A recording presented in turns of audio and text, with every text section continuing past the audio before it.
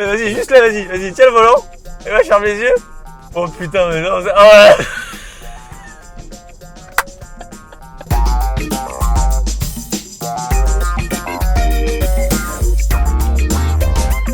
Bonjour et bienvenue sur la chaîne EV. Aujourd'hui, nouveau Ioniq 28 Challenge, un peu spécial. C'est pas un Ioniq 28 Challenge. Ouais, parce qu'il n'y a pas de Ioniq 28, mais on vous expliquera ça tout à l'heure dans la voiture. Aujourd'hui, la voiture qu'on va essayer, la voiture dont on va mesurer les consommations et essayer de calculer les autonomies, c'est... l'ID Buzz. Wouh. Alors, ID Buzz, c'est un van, c'est le style, c'est l'été, c'est la Californie. C'est où tu veux aller avec ça? Je sais pas où je veux aller du tout. Partons sur les specs. Ok. Alors, WLTP. 408 km dans cette configuration, 419 sinon, configuration la plus efficiente. Ça avec les jantes 19, ça c'est des jantes 20 pouces. C'est ça. En batterie, elle a 82 kWh dont 77 utiles. Chimie, c'est du NMC. Au niveau de la transmission, on est en propulsion. D'ailleurs, on a des pneus plus gros à l'arrière. Ouais, il y a des pneus de dragster à l'arrière. C'est ça. Pour la puissance, on est à 150 kW ou 204 chevaux. Comme toutes les ID. C'est ça, c'est la même plateforme, donc le même moteur. Et 310 Nm de couple, pareil, c'est dans la moyenne et dans la norme. Mais sur un truc gros comme ça doit pas pousser beaucoup. Ça influe un peu sur le 0 à 100, on va dire. Parce que là, on est à 10 secondes 2. Donc, par contre, elle est limitée en vitesse max à 145 km/h. 145 km/h pour 200 chevaux, ça va être toujours bizarre quand même. Ce qui peut expliquer 145 km/h, c'est peut-être le poids.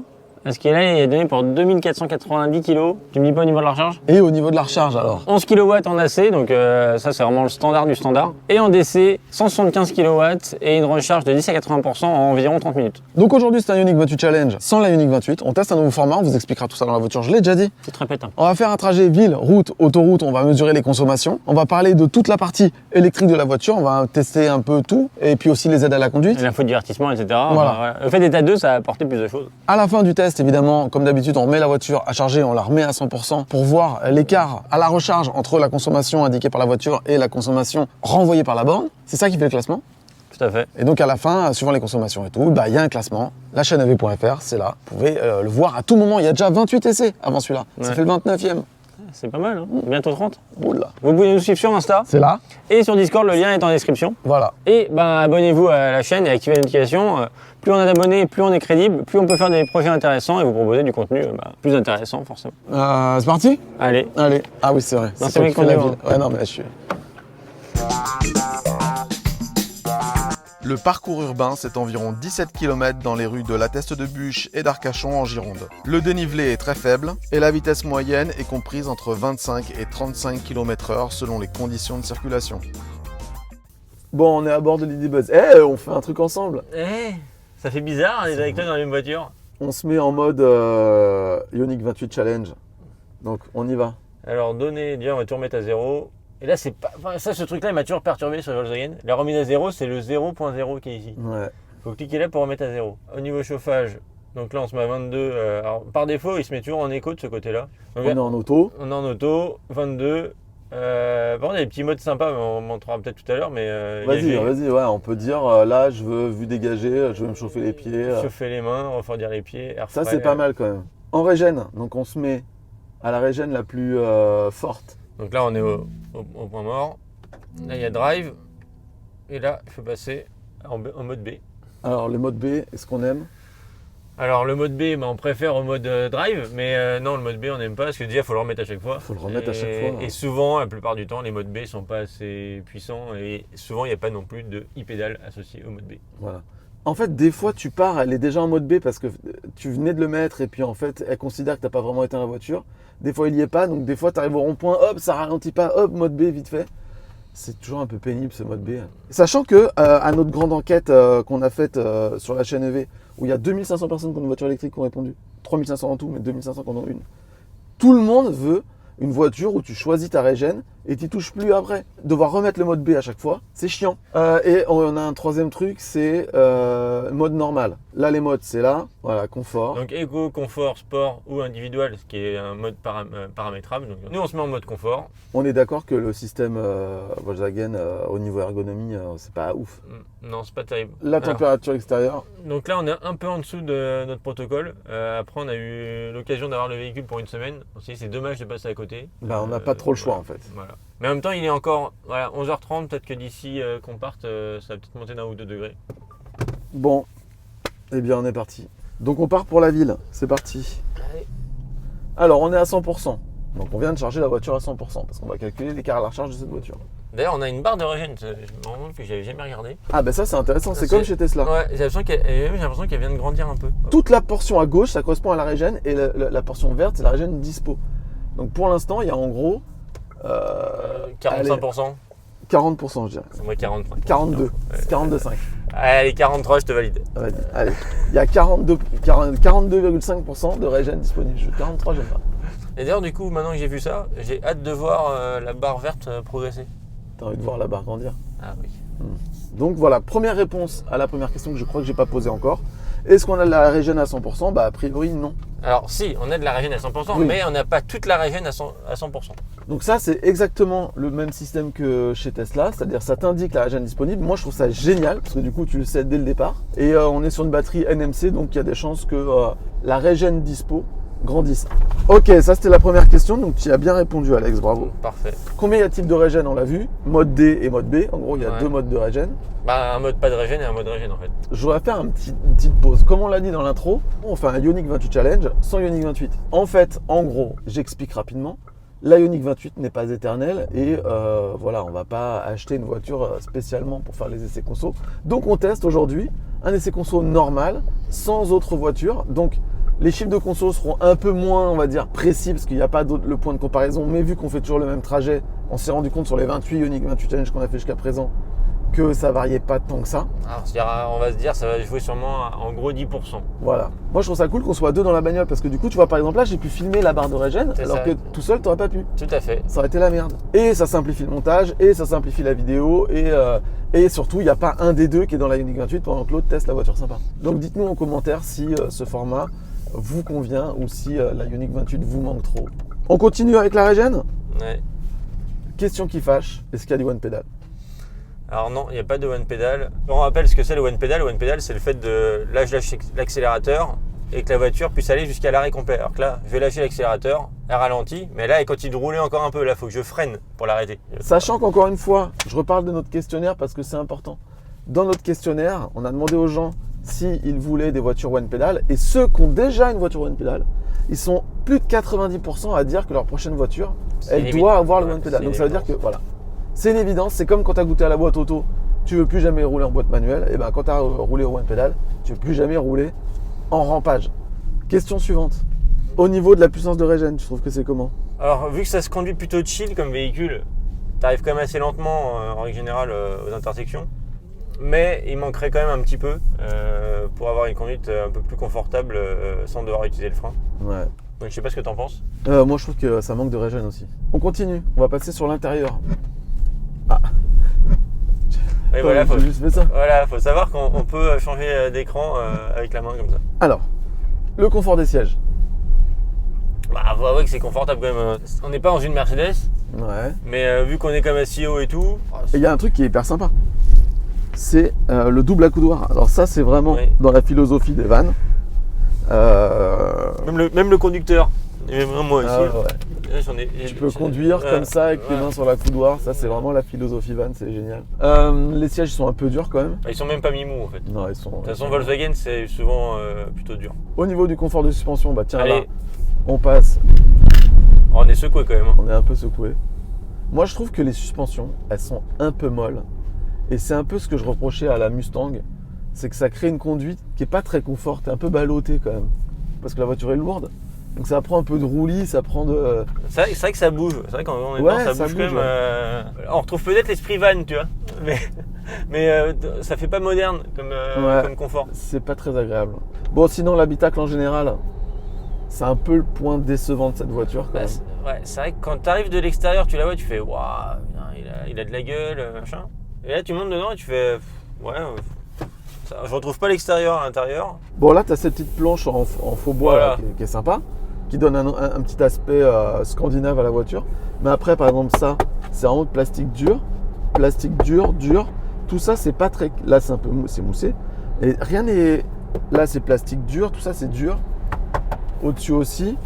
Pour une voiture à ce prix. Enfin, même au-delà du plastique dur, limite, je pourrais dire plastique dur, je pourrais le comprendre dans un usage justement. Ouais, c'est un peu une maison roulante, donc il faut que ce soit solide, etc.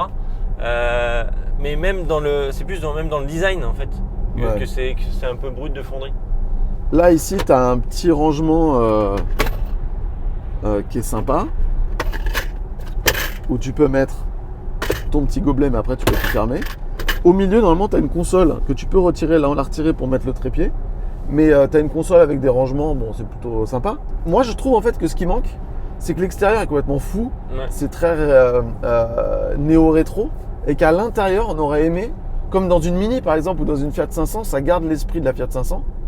Bah là, ça garde pas du tout un esprit combi, quoi. C'est vraiment l'intérieur des ID3, des ID4, etc. avec les deux écrans, etc. Il n'y a pas d'effet waouh du tout quand tu rentres dedans. Exactement. Par contre, tu as une prise de courant sous le siège quand même. Bon, au niveau de l'ergonomie, alors il y a un truc qui est très intéressant, c'est qu'il y a des prises USB partout. Ici, tu as un petit chargeur pour mettre ton téléphone portable. Tu le glisses dedans. Tu enfonces dedans. D'ailleurs, il faut bien l'enfoncer au fond pour qu'il soit calé. Ouais. Inconvénient, c'est que tu vois pas si la charge a démarré. Enfin, si tu as un petit truc sur l'écran. Ouais, c'est pas super clair, j'ai trouvé. Ouais. On aime bien, par exemple chez Tesla, la double dalle à induction qui est tournée vers le conducteur, c'est quand même pratique. Et sinon, l'ergonomie du système. C'est le même que toutes les ID, que le Skoda. Vraiment, je dirais que c'est quand même pas ouf. Le GPS, on en parle puisqu'on parle du système. Le GPS, navigation. Alors, il y a du bon, il y a du moins bon, c'est ça, hein, on peut le dire. Pour avoir fait le road trip avec l'ENIAC, où c'est un système équivalent. Et comme tu dis, il y a du bon et du moins bon. Il y a plus de moins bon que de bon quand même. Hein. Alors, il y a un truc qui est intéressant quand même, c'est qu'il y a les bornes qui sont indiquées. Ça, c'est cool. Ça, c'est cool, ça. Et en plus, avec les petites coches vertes, je pense qu'il indique disponible, pas disponible. Ouais. Quand tu cliques dessus, ça affiche un truc. Tu as occupé. À défectueux, carrément. Ça, c'est quand même cool. Non, ça, c'est très bien, ça. Mais sinon, le GPS en lui-même, il y a pire, quoi. Il y a mieux, il y a pire. Ce qui est intéressant, c'est que vu que la voiture n'a pas de préconditionnement, t'es pas obligé de l'utiliser. Tu peux utiliser Google Maps, tu t'en fous en fait. Donc, est-ce qu'il y a de la musique en ligne là-dessus? Est-ce que tu peux te connecter à ton compte Spotify, etc. Bah non. D'ailleurs, on en parle de cette commande tactile de volume et... Ah ouais, on a oublié ça. On a parlé de l'ergonomie générale de la voiture. Ouais. Et on a oublié un truc très important. Les boutons capacitifs ici, là. Sur le volant, c'est pas des boutons classiques. Comme chez Skoda, par exemple, chez Skoda, qui est la même maison, ils font des boutons classiques. Là, c'est des boutons tactiles, mais avec un retour quand tu appuies dessus, c'est vraiment hyper désagréable. Et on en reparlera pour le régulateur de vitesse. Le régulateur de vitesse, il est génial. Et il est gâché par la commande qui est horrible. Et donc oui, on a donc ici les boutons qui peuvent être... donc là, c'est un bouton, je peux appuyer dessus avec un retour haptique. Et aussi, quand on fait... je peux faire comme ça, je peux aussi faire la même action, mais en tactile. Et également ici, là, on a le volume. Alors, je vais pas le faire pour augmenter le son. Mais le volume, en fait, c'est une barre tactile. Moi, perso, j'aime pas du tout. Je trouve ça très pratique pour gérer le volume. Et pareil pour le chauffage, ici, c'est un bouton, c'est un endroit tactile où tu montes et tu descends. Enfin, ça, sincèrement, non. Alors chacun son délire, mais j'aime vraiment pas moi personnellement. Pareil. Bon bref, au niveau ergo, non, là on n'est pas d'accord. Mais après, c'est pas parce qu'on n'est pas d'accord que c'est nul. Ah, t'achètes ça, c'est un avis personnel aussi. Voilà, tu t'y fais quoi. Bon sinon, Android Auto, Apple CarPlay, oui. Et sans fil en plus. Oui. Et il y a une gestion des profils, voilà. Tu peux avoir plusieurs profils utilisateurs. Je sais pas quoi rajouter à ça. Ouais, il n'y a rien à voir.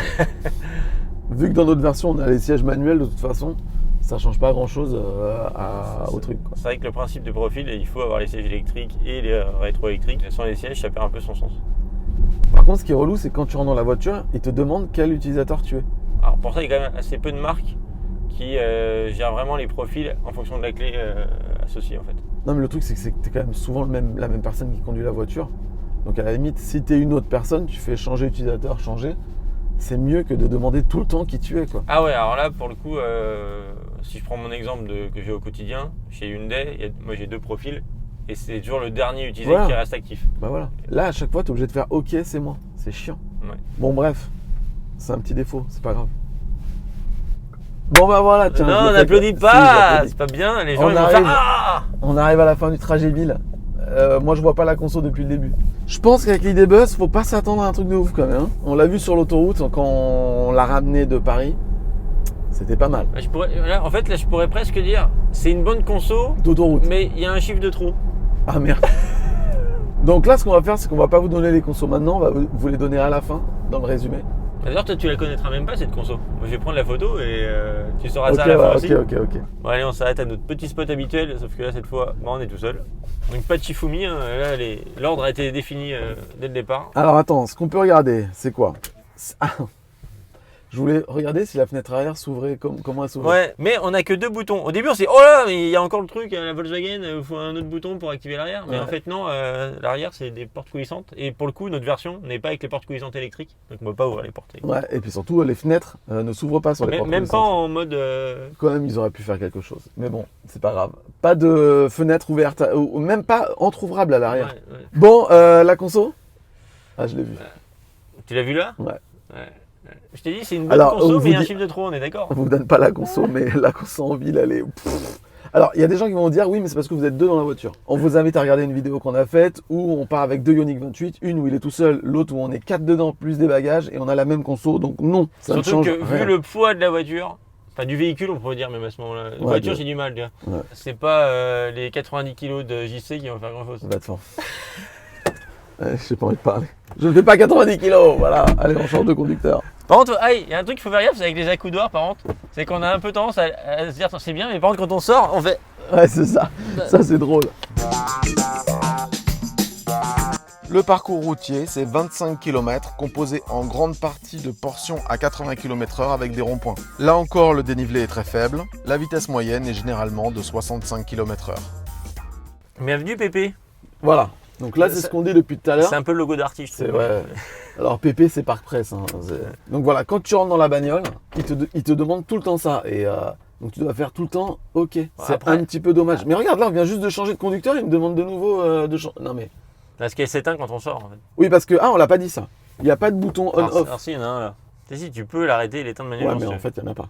Enfin, t'as pas besoin de l'utiliser. Voilà. Allez, on est parti. Tiens, on regarde un petit peu. Tiens, tu veux filmer? Alors, on a une caméra. Alors, il n'y a pas vraiment le 360. On a une vue drone, on va dire. Et là, on peut faire varier les caméras. On a arrière, on a les deux côtés, comme t'aimes bien ça. J'aime bien cette vue-là pour surtout dans les parkings pour voir si on passe à ras des bordures. Donc là, on a la roue gauche et la roue droite directement.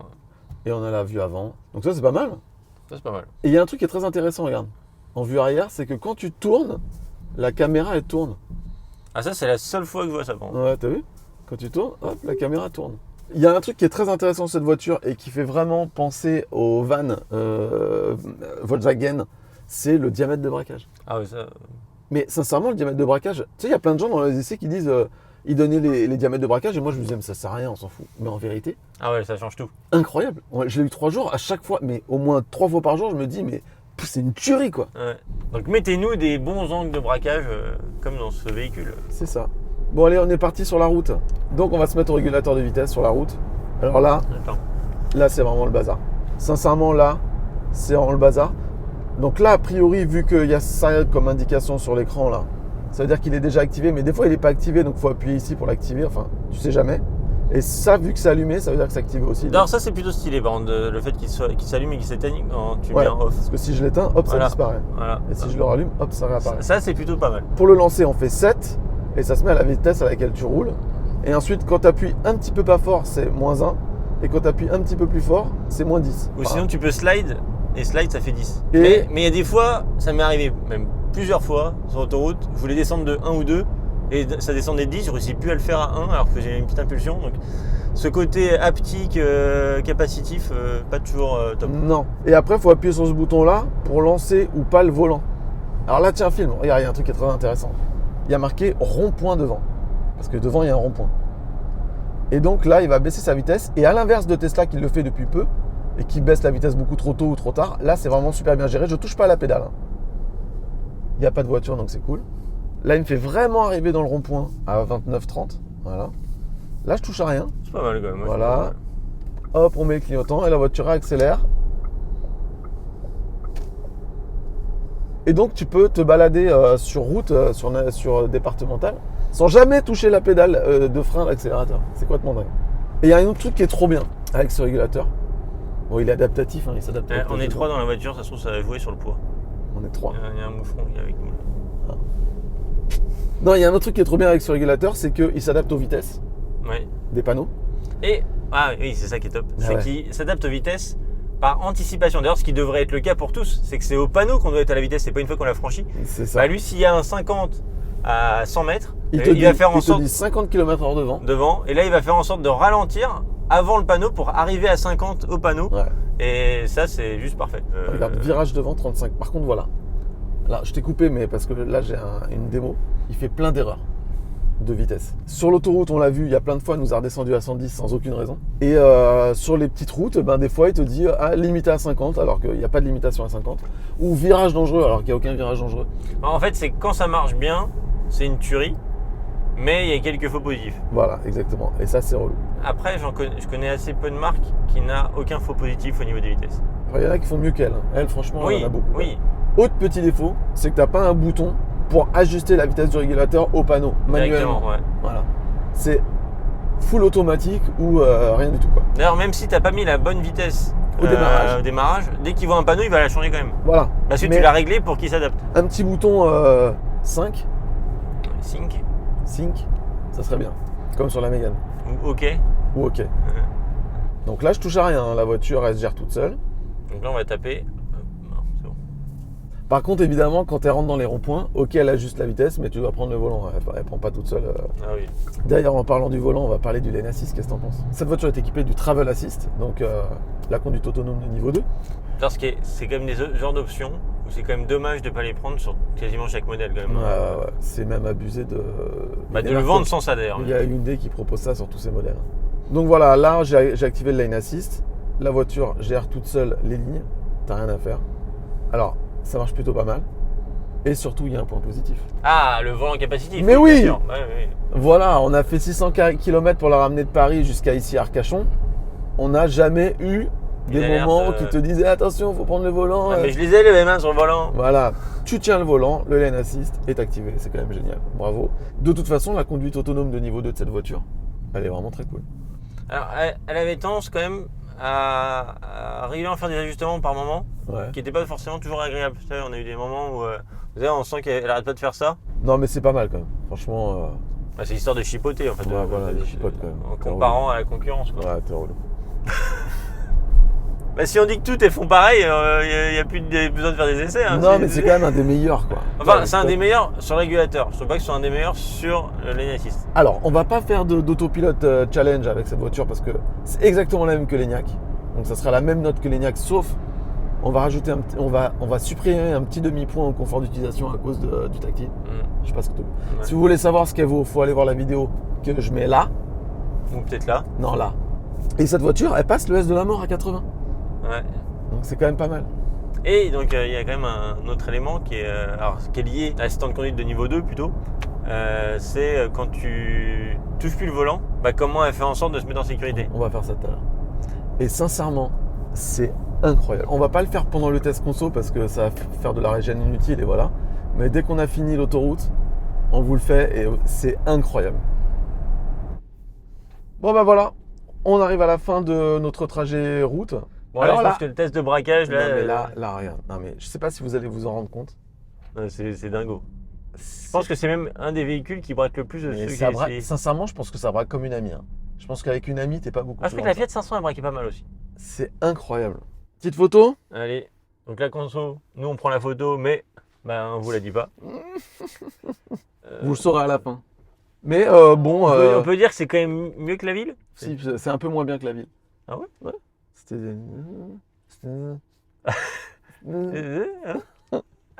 ne suis pas en phase avec cet homme. Bon, voilà, hein, c'est que. Hein voilà, ok. Belle conclusion. Le parcours autoroutier, c'est environ 90 km en aller-retour sur l'A660 et l'A63 en direction de l'Espagne. Là aussi, le dénivelé est très faible, le point d'arrivée est à la même altitude que le point de départ. La vitesse moyenne est généralement comprise entre 110 et 120 km/h. Bon, partons. Bonjour. Bonjour. C'est pourquoi je voudrais aller sur l'autoroute. Bienvenue Pépé, on est obligé de le refaire à chaque fois, c'est relou. Donc là, qu'est-ce qu'on fait? On part sur l'autoroute. L'autoroute, vous avez remarqué, c'est un véhicule avec un aérodynamisme de parpaing. Il est arrondi quand même. Ouais. Donc là, l'autoroute, déjà que sur la route, on a une consommation supérieure à l'autoroute de beaucoup de voitures qu'on a filmées. Oui. Donc là, ça va envoyer du lourd. Il n'y a pas de vent, on est dans des bonnes conditions, il fait 15 degrés, donc on est bien. Donc là, autoroute, c'est parti. On va voir si avec ce van, on peut rouler. Allez, on met la navigation et la carte. Allez, on est parti. ça paraît trop cette voiture, j'avais presque trop tourné le volant pour partir. pense que tu braques à fond, t'accélères, tu le fais se retourner le véhicule, je crois. Bon, allez, on se fait la petite bretelle d'accélération. Ouais. Voir s'il y a du roulis, même si on. Et puis voir l'accélération aussi. Bon, ça tient quand même. Enfin, Et là, on accélère à fond. Ah, il y a une petite butée sur la. Ça, j'aime pas trop, moi, les butées vraiment. C'est une dureté à Ouais. 80% de la pédale. Allez, on se met à 130. ok. Il y a un peu de bruit d'air déjà. C'est un véhicule dans lequel il y a un peu de bruit, quoi. Ouais. Faut lever la voix. On est sur l'autoroute. Et c'est quand même un véhicule. On a l'impression que c'est fait pour voyager. C'est un van, la van Ouais. life. Hein, c'est pas fait pour. On est d'accord. Dans le concept van life, c'est pas non plus fait pour voyager forcément vite. Ouais. Donc, attaquons. Première chose, on va parler de la recharge. Vitesse de charge. Donc, vitesse de charge en DC, 175 en puissance de charge. puissance de charge. 175 kW. 170. Il y en a qui ont vu du 180, 185, il semblerait. Donc, ouais. Bon, courbe de charge, ni Plutôt bonne ni mauvaise. Plutôt moyenne, Voilà. parce que c'est donné pour 30 minutes pour le 10-80%. Voilà. Le problème, c'est que ce véhicule n'est pas équipé de préconditionnement de batterie. Voilà. Donc, en final, les temps de charge peuvent être un peu variables en fonction de la température qu'il fait. Du coup, s'il fait un peu froid, votre temps de charge sera un petit peu allongé. Volkswagen dit qu'il suffit de rouler 70 km avec pour que la batterie soit dans des bonnes conditions pour recharger vite. Alors, est-ce qu'elle a le plug and charge? Alors oui, elle a le plug and charge. Tiens, on peut montrer que maintenant, on a bien 100% de la régène. Donc là, la barre, elle est bien toute verte. Donc on a la totalité de la régène disponible. Bon, maintenant, on va passer au deuxième volet qui est un peu le stress qu'on peut avoir quand on attaque les longs trajets en voiture électrique et qu'on s'y connaît pas trop. C'est comment je trouve une borne? Est-ce que les bornes fonctionnent? Est-ce que c'est... Voilà. Donc là, on a ce qu'on appelle un planificateur dans la voiture. Donc on va le faire. Tiens, on veut aller à Gare de Lyon. Ça, c'est les itinéraires qu'on a déjà utilisés en fait. Donc là, tu as le trajet. Et là, ça dit qu'on va faire 2 arrêts. Alors là, mon gars, j'y crois pas trop de faire le Bordeaux-Paris en 2 arrêts avec cette voiture. On dit OK, démarrage. Premier arrêt Unity, on va arriver à 15h15 et on va charger pendant 30 minutes. Par contre là, on n'a aucun pourcentage à destination. Non, c'est juste qu'on va recharger 30 minutes, c'est tout ce qu'on a eu en info là. Si, il y a ça là, mais... Ah si, on va arriver à 18%. Ah, faut cliquer dessus. Ok, il y a un pourcentage à destination. Ok, alors le planificateur Volkswagen, on l'a déjà essayé. Avec l'ENIAC. Avec les On a la vidéo qui est là. qui est là.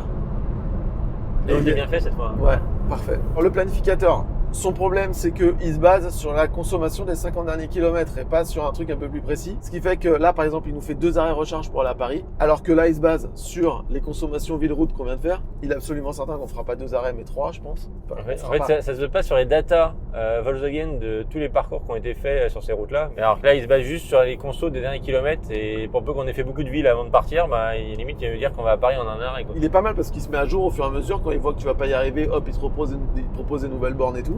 Là, ce qui nous a fait un Unity à rouiller et un Total Energy, c'est cohérent, c'est pas mal. Et en plus, j'aime bien. Là, tu as ta petite roadmap, c'est pas mal. Est-ce qu'il y a un moteur de recharge de borne? On essaye? Ça va être là.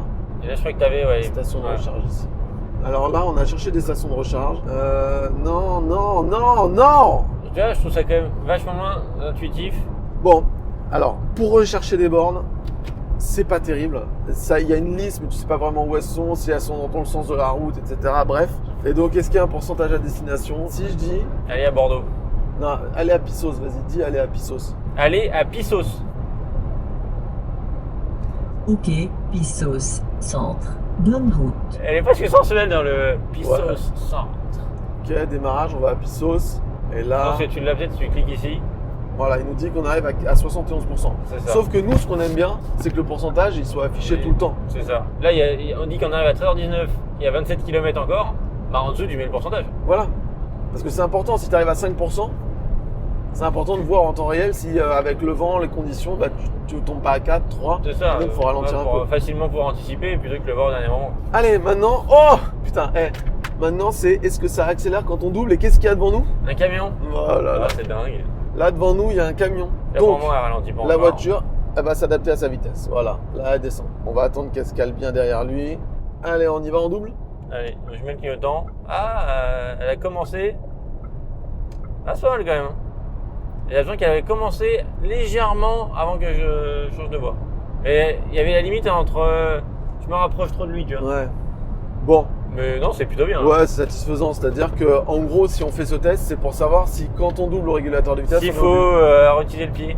Voilà. Et là, t'as utilisé ton pied. Eh non, Et est-ce que t'as trouvé que tu te traînais? non, Et s'il y avait des gens derrière toi, tu les aurais embêtés? non. Voilà, très bien.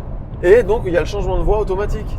Alors, Donc là, ce qui est bien, c'est qu'on sait direct que là, il nous dit, là, on peut aller à gauche si on veut, parce qu'il y a une voie qui est apparue. Donc d'ailleurs, il y a la ligne en pointillé, donc ça veut dire qu'on peut traverser. Donc là, je mets juste une impulsion. Là, elle fait un petit symbole pour nous dire qu'elle change de voie. et elle change de voie toute Elle seule. change de voie toute seule. Elle s'insère toute seule dedans. Et elle enlève le clignotant toute Elle seule. arrive le clignotant.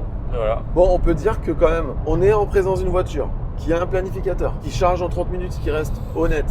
Elle a le plug and charge. Ouais. Elle a un petit moteur de recharge de borne.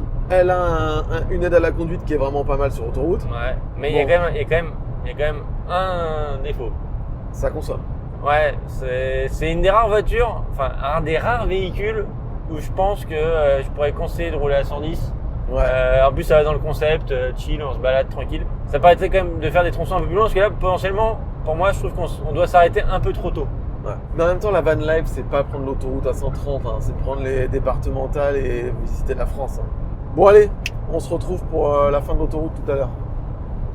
Bon, et bien voilà, on arrive sur la fin du trajet autoroute. C'est là qu'on sort. Allez, on sort. On a toujours pas regardé la conso autoroute. Non. Là, on aura nos vraies têtes de surprise devant la conso. Ouais, on va faire un pari, d'accord? Allez, On va faire des pronos. pour avoir déjà fait quand même le Paris-Bordeaux avec. Ouais, mais Paris-Bordeaux, c'était un jour de tempête, il y avait énormément de vent et quand tu vois son aéro, ça peut énormément jouer. Allez, moi en prono, allez, en plus j'aime bien le chiffre 7, ça veut dire 27. Bah, je vais dire 28, comme ça, il y a un écart. Attention. Là, ça y est, on est arrêté, on y va. Voilà, on a vu. J'ai gagné. C'est lui qui est plus proche. Ouais. J'ai gagné. Donc on est vraiment sur... Attends, putain, j'ai pas pris la photo. Voilà. Alors, je pense, on peut le dire, de toutes les voitures qu'on a essayé depuis le début, c'est la 29e, c'est le pire. C'est la pire conso. Et de loin. Et de loin. Ah oui, là Jamais personne n'a fait un truc pareil. Là, c'est presque 30% de plus que tous les autres. Si c'était notre premier véhicule, on ferait... Ah ok, donc c'est ça la norme, ok. Oh, une XC40, ça consomme pas, hein. Voilà. Attends, on est méchant avec la XC40, il y a la nouvelle qui vient de sortir en 2 roues motrices propulsion qui consomme moins a priori. Il faut Enfin, essayer. à l'époque de notre essai, elle consommait. Ouais. Bon, allez, on part faire le test de régène. Et attendez, quittez pas parce que là, on va faire un test rigolo. Raccrochez pas, restez en Raccrochez ligne. pas. On va voir comment réagit le système d'autopilote quand Alex décède au volant. C'est ça. Allez, vas-y. Donc t'as prévu une arme à feu, un somnifère, un truc Bah J'aurais pu juste faire un malaise, mais non, il veut que je meure carrément. Non, alors on va dire que tu t'endors simplement. Ah, D'accord. très bien. Je vais te raconter un peu ma vie et je pense d'ici 5-10 minutes, tu seras parti. Sauf ça va être palpitant. Donc là, tu vas le faire cette route-là, tu te mets, tu touches plus à rien. Allez, il n'y a personne. Une petite mégane. Ok, autopilote activé. Allez, hop. Ok, touche Là, plus. je lâche le volant.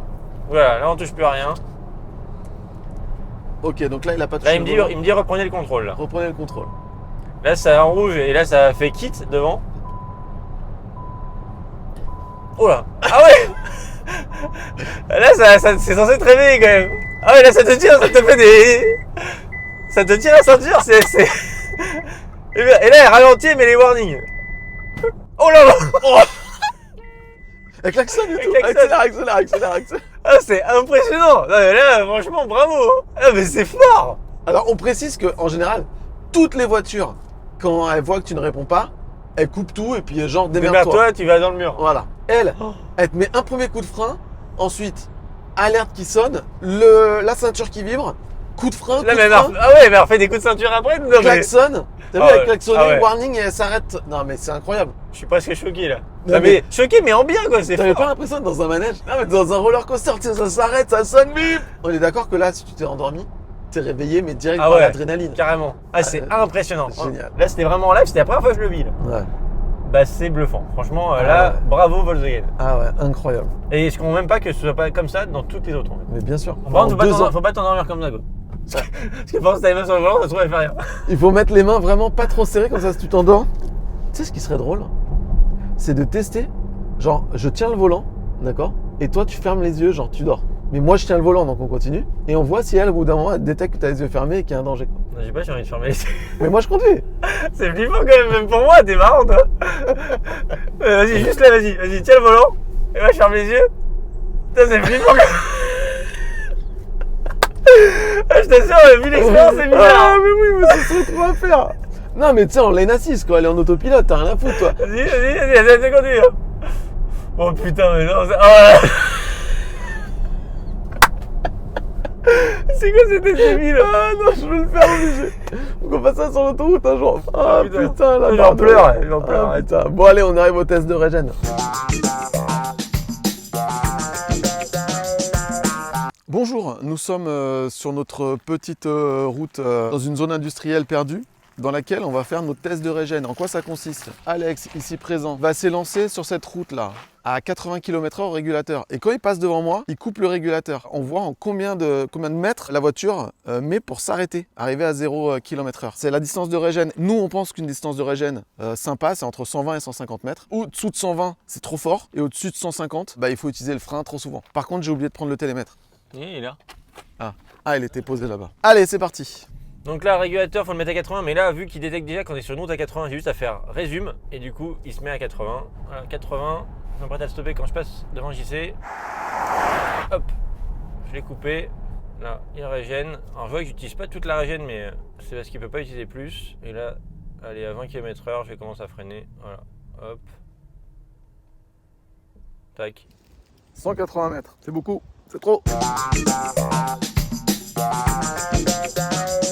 Et là, vous allez pouvoir admirer le diamètre de braquage de folie. Je suis tellement habitué à mettre le mode B que quand je fais marche arrière, je fais même 2 coups aussi. Ah merde. On entend le petit son à la marche arrière. Bon alors. Bonjour. Bonjour. Hop. Vous avez un gros engin. On me le dit souvent. Alors, qu'est-ce qu'on peut montrer? Alors, on peut commencer par le côté déjà. Ouais. Alors, c'est pas les portes électriques, il existe avec les portes électriques, mais là, nous, c'est les portes manuelles, coulissantes. J'ai peut-être tiré un peu fort. Ouais, une banquette classique à l'arrière, 2 tiers, 1 tiers. Qui peut avancer. Ouais, vas-y, tiens, baisse-la. Non, je disais qu'il peut avancer, bah, qu'il peut se rabattre. Elle peut se rabattre 2 tiers, 1 tiers. Et vas-y, attends, vas-y, baisse à fond et bloque. Voilà, Ouais, et ça fait un petit plancher plat avec l'arrière. Ouais, une poignée là qui permet d'avancer. Pas mal le siège d'ailleurs. Ouais, on avance beaucoup, mais au final. Je vois pas trop ce que ça apporte, parce que vu la taille déjà du coffre sans l'avancer, Ouais. je reste mitigé. Bon, on a 2 portes coulissantes par contre. Hein. Une de chaque côté. Un petit coup de pied pour ouvrir le coffre. Ah bah, putain, du premier coup. C'est les pumps ça. Bon, alors voilà, là le coffre est vraiment immense. On a tout notre matos. Voilà, en même temps ça permet de montrer ce qu'on a retiré qui était au milieu. Ça, c'est la console qui permet qu'on peut clipser au milieu. Qui a d'un côté un tiroir et de l'autre côté il y a un petit truc comme ça. Voilà. En fait, tu as un double plancher. Voilà. Là, on peut soulever, il y a 2 petits bacs. Là, il y a les câbles. Voilà. Et on voit bien qu'en dessous, en fait, il y a un faux plancher.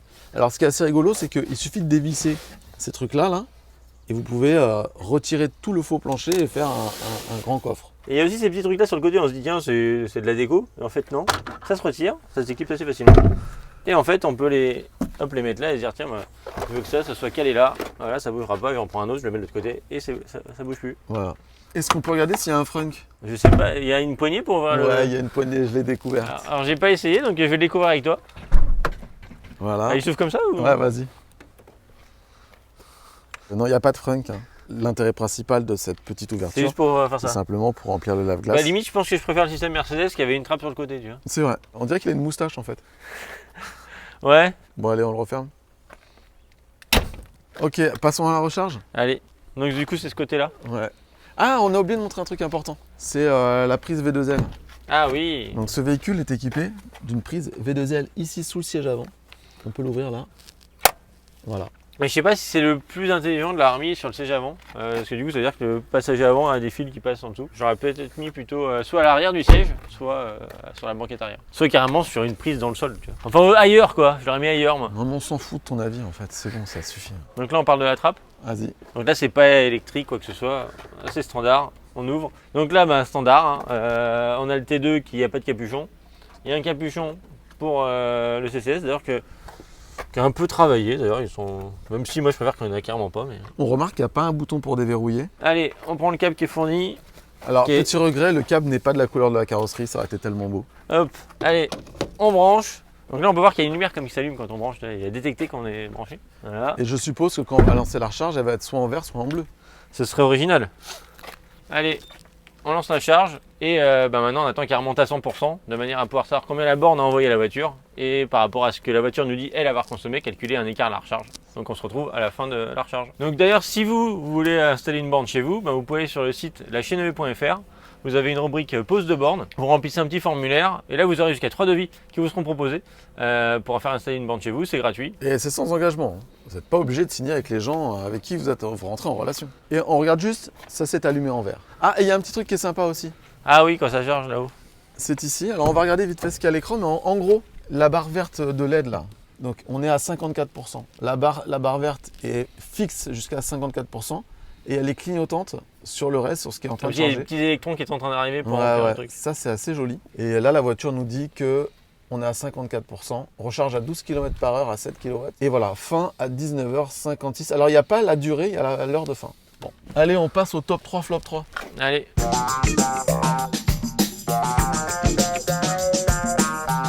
Allez, flop 3, top 3. Qu'est-ce qu'on a aimé dans cette voiture? Les 3 points qu'on a aimés. Alors moi, je dirais en petit 1, les aides à la conduite. Oui. Alors petit 2, moi je dirais vraiment c'est la vision panoramique dans la voiture, l'espace intérieur, on se sent vraiment en sécurité dans la voiture. Et petit 3. Franchement, je pense que son look, il mérite quand même d'être dans le top. Mais l'effet waouh extérieur ne se propage pas quand on monte à l'intérieur. Et ça, c'est le premier flop. Et d'ailleurs, mon flop à moi, il fait partie de ça, c'est que à l'intérieur, tous les gens qui ont déjà eu un van, et puis même un peu tout le monde en fait, s'attendent à autre chose que 2 sièges avant, une banquette arrière. Ça, un van, de l'aménagement, pas forcément une table, des sièges qu'on peut retourner. Un van, c'est pas ça. Et d'ailleurs, ce que je te propose, c'est que moi j'ai un van, c'est vrai. un T3. Ouais. Je te propose d'aller le voir. Allons-y. Tu vas voir que c'est différent. Ouais. Je te montre ce que c'est qu'un vrai van. Ah, c'est pas électrique? Non, c'est pas électrique. T3, White Star de 1990. Viens. C'est bien les appuis-têtes, on utilise ceux de l'avant et de l'arrière, moi on réutilise. Là on est plutôt mi-mou quand même. Hein. Ah là on est très mou là, on est bien là. On a des sièges dos à la route qu'on peut retirer évidemment. On a une banquette ici, on a une petite table qu'on peut rabattre. Attends, regarde la place. C'est pas le luxe ça? C'est vrai que c'est pas mal quand même. Et il y a un truc, c'est que ça là, je l'allonge et ça fait un lit, on peut dormir dedans. Ah direct? Ouais. Ah c'est lui-même qui se rabat? Ouais, regarde, je te montre. Ça m'inquiète presque que tu me présentes un lit ouais. Dans un endroit exigu comme ça. À chaque fois que j'ai fait ça à quelqu'un, la personne s'est enfuie. Donc toi, tu as l'air de rester... Voilà, tu fais ça. Et là, c'est... Ah ouais, c'est pas mal quand même. Voilà, ça c'est un van. L'idée Buzz n'est pas un van. Bon allez, on y retourne, on a encore 2 flops à faire. Allez, on continue avec les flops. Là, alors, c'est propre à toute la famille ID. C'est l'ergonomie en règle générale. Ouais. Et petit 3, évidemment. La consommation. La consommation. Vous allez le voir dans quelques secondes. La ça. Consommation, c'est pas du bidon. Non, ouais, parce que j'ai fait une rime. Bon allez, on passe au conso. Allez. Là, on passe au conso, et là, il va y avoir du chiffre. Hein. D'habitude, il y a la Ioniq, on est sur des 8,5, 9,2, nanana. Bah là, on peut rajouter un 1 d'ailleurs. Ouais, déjà. Et ou un 2 même. Hein. On commence par la ville. La ville, on a fait 16 km à 26 km/h de moyenne, donc c'est assez lent. Enfin, c'est dans la fourchette 25-35 de l'habitude, mais c'est assez lent. Et on a consommé, vas-y, dis-le. Non, je ne déjà plus. 19 kWh au 100. Ouais. 19 kWh au 100 en ville ouais, c'est le pire score de l'univers. C'est 2 fois plus qu'une Ioniq 28. Hein. Donc c'est pour vous balader en ville, c'est pas vraiment le véhicule adapté. La route, 24 km. 58 km/h de moyenne, donc là aussi un tout petit peu plus lent que d'habitude, c'est plutôt 65. Là, on a consommé un peu comme la ville, 19,1. Bon voilà, je pense que là, on est parti sur des chiffres, je pense qu'elle est bien partie pour être la dernière. Mais c'est une certitude. C'est une certitude. On passe à l'autoroute maintenant. 86 km, 117 km/h de moyenne, donc là, pile poil dans les... comme d'habitude. Bah là, on change de dizaine, ça on s'en doutait. Mais on est quasi à changer plusieurs fois de dizaine. Même, quasiment, on était à 19, là on passe presque à 29, on est à 28,5. 28,5 kWh au 100. Sachant que la batterie fait 77 kWh, donc vous imaginez bien que 200 km, vous avez déjà grillé presque 60 kWh de batterie. Donc là, vous allez avoir les autonomies juste après, mais sur l'autoroute, bah voilà. C'est une autonomie d'Ioniq 38 presque, tu vois. C'est ça. Bon, maintenant on va passer aux chiffres, au tableau, au classement. C'est avec Alex. J'ai hâte d'avoir le chiffre de la vitesse de charge en km/h. Ouais, bah c'est tout de suite. Allez, c'est parti. Pour ce test, on a utilisé les données de consommation de la Ioniq 28 que l'on avait obtenues dans les mêmes conditions. Il s'agissait du test de la MG ZS. Nous avions consommé 9,7 kWh au 100 en ville, 11 sur route et 16,2 sur autoroute.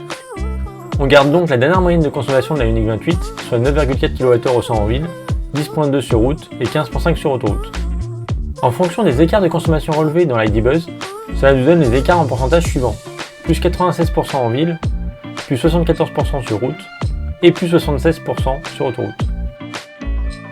Ce qui nous donne les consommations normalisées suivantes. 18.4 kWh au 100 en ville, 17.7 sur route et 27.3 sur autoroute.